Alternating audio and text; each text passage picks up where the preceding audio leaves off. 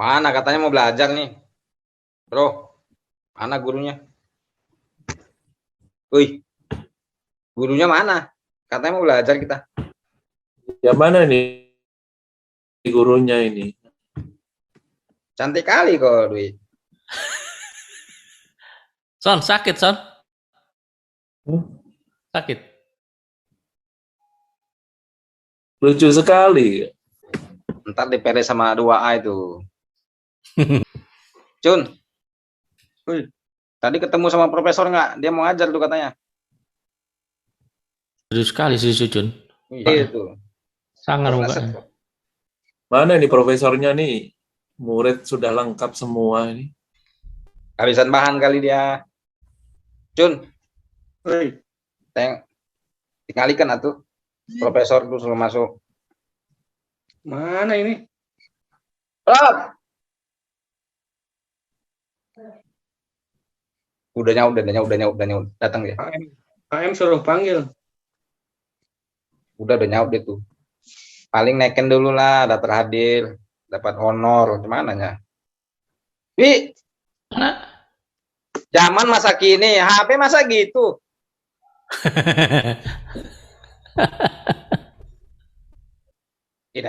Datang. Oke. Pagi, Bro. Selamat pagi. Pagi. Selamat pagi murid-muridku yang tercinta di sini. Waduh, Udah nunggu semua ini. udah tunggu semua ya. Selamat Ya. pagi. Pagi, Bro. Oke. Kita hari ini kita mau belajar chapter kita ini tentang ini aja deh, dan tentang psikologis trading ya, tentang psikologis bagaimana kita mengelola diri kita untuk trading. Untuk trading itu gimana sih? Metode nomor 2, karena metode itu sangat mudah dipelajari. Dan sebenarnya metode trading nggak perlu yang rumit-rumit. Ada yang sakit tuh, Bro. Yang sakit tuh, ada yang sakit. Hah? Ada yang sakit. Ada yang sakit kenapa? Hah? Itu ada yang sakit. Minum obat dulu. Salah kamar dia tuh. Minum obat. Imut kali muridku satu itu. Nggak ada ceweknya pun. Hah? Rame. Terus Nggak ada lanjut. ceweknya. Ini menarik banget nih. Ini sebab pembelajaran kita deh. Pembelajaran untuk murid-muridku kalau memang mau terjun di dunia trading, mau trading apa aja tuh, yang penting yang kita siapkan itu yang jelas modal ya, tapi yang basic itu adalah psikologis kita tadi itu. Jadi mindset yang kita perlu tata, karena mindset ini akan memberikan sebuah apa ya, kalau saya pikir tuh mindset ini akan membawa diri kita untuk pola pikir ini akan membentuk bagaimana kita bisa menjalankan metode itu dengan benar. Seperti itu. Metode sederhana aja sih kalau untuk trading tuh. Metode itu adalah hanya menganalisa pasar, bagaimana menggrabbing, menangkap peluang, ya kan? Rob, Yes. pakai papan tulis ya. Aku nggak mau lihat slide, pusing aku. Oh, pakai papan tulis. Ya. Oke. Aku bisa nilai gurunya dari cara nulisnya. Yes. Oke, siap. Sebentar deh. Oh, belum nyala. Bandel kali satu ini. Siap. Buat murid-murid itu apa yang nggak diberikan? Waduh, videonya hilang nih. Pening dia kan, pening dia kan. Pening nih. Bentar. Nih. Tadi spidol bukannya udah. Oh, belum keluar spidol. Bentar ya. Awas lu ya, ngelarang ya, rokok. Buat tipu. Saya mau nyatet ini. Mencatat ya, nanti sesuai dengan apa yang ada di papan tulis ya, silakan dicatat. Nah, Saya foto aja lah. Males nyatet. Zaman udah berubah. Foto sekarang video. Papan tulisnya dong, share screen dulu. Iya, siap bentar. Aku hapus dulu papan tulisnya bentar. Udah, Prof, udah tak hapus tuh. Udah ya? Oke. Itulah, Prof, share screen, whiteboard. Ini dia. Kok bisa kasih ini? Kok ini? Yuk kita belajar sekarang. Bicara soal mindset, kita bicara soal bicara tentang do forex trading Mindset ini harus ditanamkan di awal sebelum kita terjun, ya. Karena mindset ini akan membawa sebuah pengendalian dalam menjalankan metode trading. Risk is certainty, reward is possibility. Banyak trader gagal sebenarnya bukan dari sakit jiwa semua nih Profesor. Terus. Oh, Lanjut, Trader Prof. gagal dalam tradingnya, yes. Resiko is Certainty. pasti. Resiko itu adalah sebuah kepastian, reward adalah merupakan sebuah possibility, merupakan kemungkinan. Maksudnya apa? Jadi maksudnya adalah kalau kita sudah pastikan resiko itu di depan, kita sudah melakukan penghitungan-penghitungan, ya maka kalau itu terkena sesuai hitungan, dengan kata lain misalnya kita pasang pembatas kerugian dan kena terus selama berapa kali trading kita kena terus, berarti kan kita sudah memastikan bahwa resiko itu hanya segitu. Oh, resiko. Siap dengan resiko. Siap dengan resiko. Sebenarnya siap dengan resiko menjadi siap karena kita sudah memastikan di titik situlah, di angka itulah, di besaran itulah, makanya resiko disitulah yang kita sudah siapkan. Gitu. Maksudnya kalau lo mau Hitung, trading, kalau misalkan ada kerugian, lo harus siap gitu. Iya, harus siap.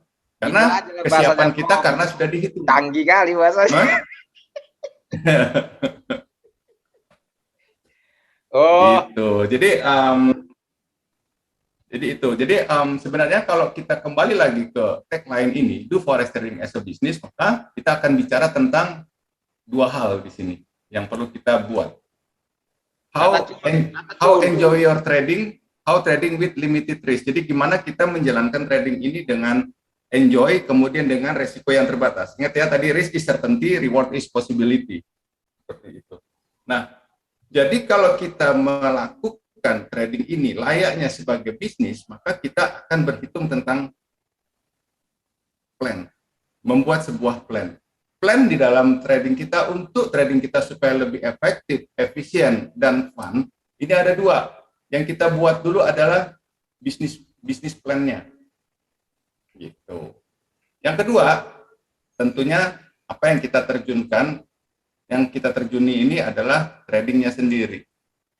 Nah, bisnis plan ini pendekatannya melalui money management. Sedangkan trading plan ini mengenai triple R, risk to reward ratio, risk management, gitu ya. Nah, bisnis plan ini, dua langkah ini, dua step ini yang bisa membantu kita signifikan, sangat membantu kita untuk kita trading. Nah, di dalam bisnis plan ini sebenarnya apa sih yang kita bahas nih? Money management. Money management itu apa sih? Money management itu adalah rasio penggunaan modal, rasio dana yang kita depositkan terhadap dana yang akan kita transaksikan. Jadi kalau misalkan kita starting bisnis kita mulai dengan 10.000 US dollar, ya, maka sudah selayaknya supaya menghindarkan dari ketegangan, maka kita sebaiknya menggunakan modal tersebut 10 sampai 20% saja. Seperti itu. Jadi jangan banyak dipakai. Karena kita sudah bisa ukur nih, 10% kalau kena semua berarti kita sudah terkurangi 1.000 dolar. Kalau terkena resiko 20% ini berarti 2.000 dolar gitu. Kalau full ya dari ini. Jadi pembatasan stop loss-nya juga berarti dari ini gitu. Gunakan modal hanya lebih baik gunakan 10% sampai 20%. Itu bisnis plan. Jadi bisnis plan ini kalau kita lebih masuk ke dalam tentang bisnis plan ini ya, bicara tentang bisnis plan, maka ada 3 yang perlu kita pahamin. Yang pertama itu ya ada 3 poin. Yang pertama itu adalah startingnya di berapa? Starting bisnisnya di berapa? Kemudian target dari bisnis ini berapa? Target ada 2, ada target resiko dan target rewardnya. Oke. Kemudian kita bicara soal poin yang ketiga ini adalah waktu, jangka waktu, Ntar ke belakang period dulu, of Prof time. ya. Izin. Kita mau bisnis kita ini mau kita hitung, kita mau hitung tumbuh apa nggak tumbuh kan kita harus ada frame waktu nih. Oke, masuk lagi lebih dalam. Kita bicara tentang starting. Starting ini kita mulai asumsikan catatannya kita hanya menggunakan asumsi 10%, berarti 1.000 US dollar. Dah, kita buat dulu ini. Biarkan ini menjadi coretan-coretan awal. Yang kedua, target. Resiko tuh pingin berapa? Asumsikan kita pingin 20% dari equity ini, ya, dari ini. Oke. Di sini kita bicara soal resiko 20% berarti 2.000 US dollar. Reward kita bicara soal 20% juga, ya, 20% juga. Sini berarti 2.000 dolar asumsi. Atau rencana bisnis bebas aja, mau dibuat berapa juga bebas, cuma ini kerangka membuat ininya, membuat bisnis plan-nya. Oke, kita dapat period of time ini, waktu.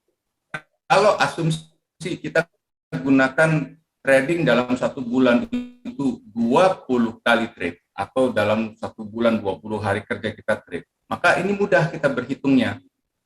2.000 dolar resiko, ya, 2.000 dolar dibagi 20 hari, maka akan ketemu 100 dolar setiap kita trade. Artinya ini untuk stop loss. Oke. Kemudian untuk rewardnya kita akan bicara tentang 2.000 dolar dibagi dengan 20 hari atau 20 kali trade, maka akan ketemu di sini 100 dolar. Nah, ini simbolnya adalah take profit. Ingat, risk is certainty, reward is possibility. Kita pastikan dulu bahwa kalau kita trading dengan stop loss sebesar sekian dalam 1 kali trade, pasti bisnis kita turun 20%. Pasti. Padahal kalau kita trading pun nggak selalu kena stop loss kok. Apalagi kalau sudah di empowerment, kita sudah di upgrade skill-nya, maka resiko itu akan berkurang. Ini poinnya. Nah, ini bisnis plan. Nah, bisnis plan kita akan melihat, memforecast tentang ROI, ya, return of investment-nya. Kemudian kalau kita bicara soal trading plan, kita akan bicara soal risk to reward ratio-nya, tentang resikonya berapa besar. Melalui apa? Melalui analisa pasar. Sedangkan kalau misalkan bisnis plan, kita akan bicara soal analisa capital kita, capital analysis. Capital analysis seperti ini, gitu. Jadi kita akan ketemu nih, kalau dia menggunakan broker, ya, menggunakan broker yang asumsikan menggunakan leverage 1:100, maka kita akan temukan 1 lot itu adalah 1.000 dolar. Berarti terpenuhi ini 10% untuk kita gunakan. Terus kemudian broker tersebut membuka lot parsial. Jadi misalkan ada 0,1 lot dengan leverage 1:100, maka dia yes. Salah kelas profesor. Gimana? Ini. Kenapa, Bang? Aku mau dipanggil abang, keren kali ya gue ya. Oh iya. Prof, Ya. tadi schedule-nya di ruang kepala sekolah, nggak ini belajarnya, kelas profesor nggak di sini kali. Oh, salah ya? Iya, hari ini kami mau belajar barang-barang yang bisa dibisniskan apa aja di dunia keuangan. Oh, barang-barang yang bisa dibisniskan ada banyak, Pak. Oji, Iya, pertanyaan kami kan yang bagus. Kami kan Ya. mau mulai belajar di dunia trading, kan lagi marak itu trading trading itu, trading ini. Oke, kita ikutin dulu deh. Ya, teman-teman yang lain bisa ikutin Fauji nih maunya bikin trading apa aja, banyak nih aset pasar keuangan nih. Iya. Kan Setidaknya aku punya duit, bingung mau dagang apa, bisnis apa. Ya, Profesor dan ceritanya langsung resiko-resiko, pening aku. trading aset pasar keuangan yang ada beberapa poin di sini yang bisa kita transaksikan. Satu, mata uang. Oke. Yang kedua, komoditas. Oke. Yang ketiga, saham. Yang keempat, indeks saham. Indeks saham. Yang kelima itu adalah yang lagi in sekarang ini adalah kripto. Cryptocurrency. Kita nggak main ini ya, obligasi ya. Memang dia merupakan salah satu aset juga. Jadi obligasi. Pilihlah satu. Yang mana? Satu. Ketua kelas lah, ketua kelas. Pilih Kelas mana? makanya gimana? Mau apa nih? Ketua kelas.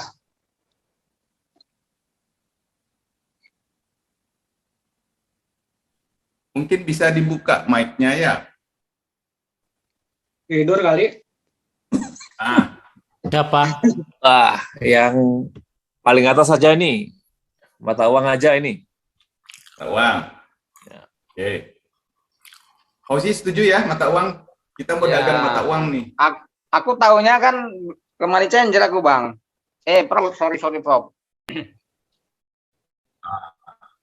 Saya tahunya ke money changer, Prof. Kalau mata uang itu, Prof. Oke. Kalau mau di money changer, oke, bisa ya. Kita melakukan sebuah investasi di sana. Kalau kita tahu bahwa akan mata uang ini akan menguat, akan melemah ya di money changer bisa. Tapi kan sekarang lebih dipermudah dengan ada sistem seperti trading di forex ini dengan menggunakan apa istilahnya alat bantu untuk trading di handphone kita kan bisa kita gunakan tuh. Prof, aku mau tanya boleh, Prof? Boleh. Kemarin kan bulan lalu aku ke Malaysia. Mm-mm. Jadi ada seringgit berapa sekarang? 3.500 ya? Mm-mm. 3.500. Jadi ada duitku 3.500.000. Kutukarlah ringgit. Mm-mm. Jadi 1.000 ringgit kan? Mm-mm. Nah, jadi sampai di Malaysia, aku ketemu kawan lama. Jadi nggak ngeluarin duit aku. Tinggal di rumahnya udah kayak saudara lah. Kemana-mana diantar, makan nggak ngeluarin uang jajan, kemana-mana. Sebulan aku sana, Prof. Pulang ke Indonesia, aku tukarlah ringgitnya ke money changer. Aku bilang sama petugasnya, berapa ringgit sekarang? Kok 3.800. Untung aku 3 perak. Nah. Sama itu, Prof. Sama. Hanya saja kita punya 3.500 ringgit itu akan fisiknya kita berikan ke sana ke money changer. Kemudian kita akan dapatkan bentuk rupiah dalam bentuk fisik juga seperti itu. Dan dia hitungannya 1:1. Sedangkan kalau kita dipermudah saat ini dengan trading di sistem mekanisme forex seperti ini, kayaknya enak banget nih. Kita nggak perlu ngeluarin uang sebanyak 3.500 ringgit ini, kita cukup bisa dengan 1% dari ini kita sudah bisa transaksikan. Itu kita sebut sebagai leverage. Bahasa kerennya itu leverage lah ya. Oh gitu, canggih juga ya. Jadi memang lebih asik sih sebenarnya. Cuma jadi pisau bermata dua juga nih gitu. Kenapa? Karena kita ibaratnya kita nggak belanja sepenuhnya, tapi kita berpotensi dapat keuntungan yang lebih, bahkan kerugian yang lebih dari apa yang kita miliki. Seperti itu aja. Jadi memang bisa jadi pilihan. Nah, jadi Prof, yang jadi pertanyaan aku, kok bisa jadi 3.800? Kenapa itu? Ya, mekanisme pasar kan terjadi jual beli mata uang. Kemudian supply dari uang ringgit sendiri semakin berkurang misalkan, sehingga membuat nilai mata uangnya naik. Ada nggak rahasianya, Prof? kalau kita bisa tahu misalkan ringgit 3.500 jadi 3.400 kan enak tuh, 3,5 miliar aja orang beli kan. Hmm. Hmm. Ada nggak rahasianya, Prof, yang bisa? Kalau Itu berarti uang ringgitnya tambah mahal gitu ya, apa naik gitu? ya, nilai mata uangnya meningkat gitu ya, naik gitu, nilai mata uangnya naik seperti itu.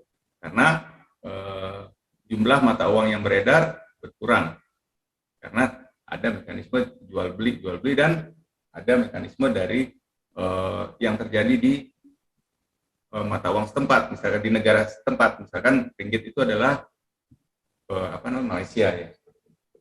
Rahasianya sih saya kurang paham ya rahasia apa, tapi saya pikir ini kita ambil yang cara sederhana aja deh. Kalau misalkan kita lihat berpotensi dia menguat karena ada penyebabnya, maka kita bisa belanja dulu nih. Tadi berapa? 3,5 M dulu ya kita siapin uangnya, gitu ya. Kita belanja dulu, kita beli dulu.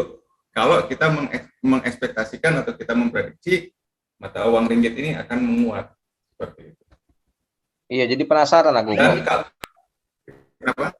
Jadi penasaran dari 3.500 3.800 gitu. Kalau orang Singapura sama orang ke Indonesia rupiah kayak mana itu?